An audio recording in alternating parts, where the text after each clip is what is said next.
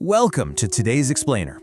We're going to skip the usual pleasantries today, mostly because we're stepping right into a narrative that perfectly captures this chilling intersection of sheer hubris and deeply ingrained folklore. It's called The Sundarbans Bride of the Cursed House. And look, this isn't just some simple ghost story. It's actually a meticulously crafted study in psychological dread, and we're going to break down exactly how this text builds such a terrifying atmosphere. Okay, let's dive into this. What would you actually do if a ghost called you by a name that only your wife used to call you? It's a deeply unsettling thought, right? It's intimate, and it's incredibly invasive. This premise immediately pulls us right into the terrifying mystery of our source text, establishing a tone where the supernatural isn't just scary, it's profoundly personal. Section 1. The Cursed House, a village secret near the mysterious forests. So right away, the text establishes this intense sense of isolation. Near the mysterious forests of the Sundarbans, an abandoned house has stood empty for decades. Now, if you know the Sundarbans, you know it's already a place of dense, twisting mangroves and hidden natural dangers. By placing an abandoned, empty structure right on the edge of this deeply mysterious forest, the text creates a foundation that feels incredibly foreboding before literally anything even happens. Which brings us to the local lore, specifically the villagers' belief. Now, they are absolutely convinced this house is cursed by the spirit of a tragically deceased married woman. Her soul is said to wander the house every single night after sunset.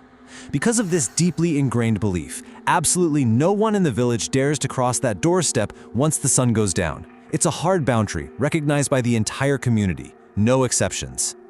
Section 2. Ignoring the warnings. Enter Arjun, the city photographer. And this brilliantly illustrates the classic clash between local wisdom and outsider arrogance. On one hand, we've got the villagers. They're fearful, staunchly believing in this tragic spirit, and completely refusing to cross the doorstep. And on the other hand, well, we have our city photographer, Arjun. He's curious, he's fearless, and he actually laughs at the villagers' warnings. He actively wants to prove them wrong. So, what does he do? Determined to prove the villagers wrong, Arjun decides to spend the night inside the abandoned house. Honestly, this is a phenomenal example of hubris. He's actively ignoring generational local knowledge entirely for the sake of his own ego and getting a good photograph. He's intentionally crossing a line he was explicitly told not to cross. It's kind of the ultimate universal lesson in the dangers of thinking you know better than the locals. Section 3. The 2 a.m. awakening. The silence is broken. So, for hours, in the dead of night, there's just total silence. It completely lulls Arjun into this false sense of security. But then, at exactly 2 a.m., the atmosphere shifts violently. A sudden icy chill spreads through the room. Then, mere seconds later, comes the sound. Chun, chun, chun.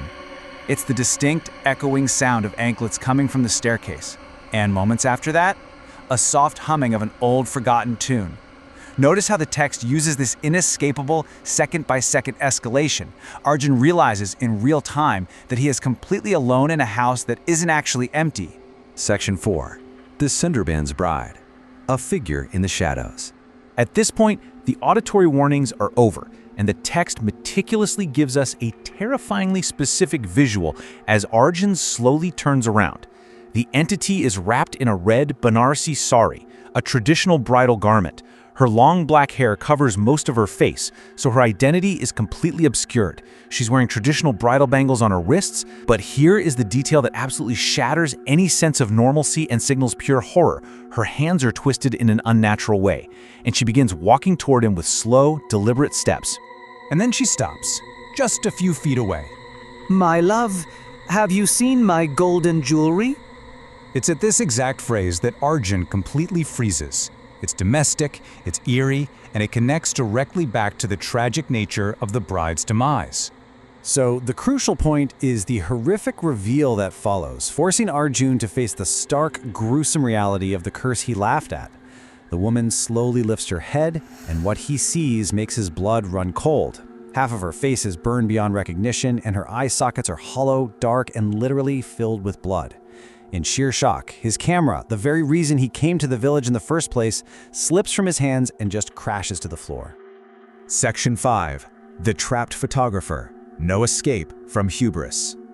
The text accelerates rapidly here, completely matching Arjun's sudden burst of blind terror. Arjun screams and runs toward the front door. He grabs the handle and pulls with absolutely all his strength. This is pure primal fight-or-flight panic as he desperately tries to outrun the consequences of his own arrogant decisions. He just wants to get out. But the door won't open. What happens next? Well, the source material abruptly cuts off right here, concluding on this brutal cliffhanger. We're left entirely in the dark, trapped right alongside Arjun in that hallway. He laughed at the warnings, he crossed the doorstep to prove a point, and now he's locked inside with the burned bride of the Sundarbans. What do you think happens to those who ignore the hard-earned wisdom of a village? I'll leave you to think about that. Thanks for joining me on this explainer today, and keep your curiosity sharp. And if you enjoyed this story, subscribe to USA Horror 01 for more terrifying horror stories.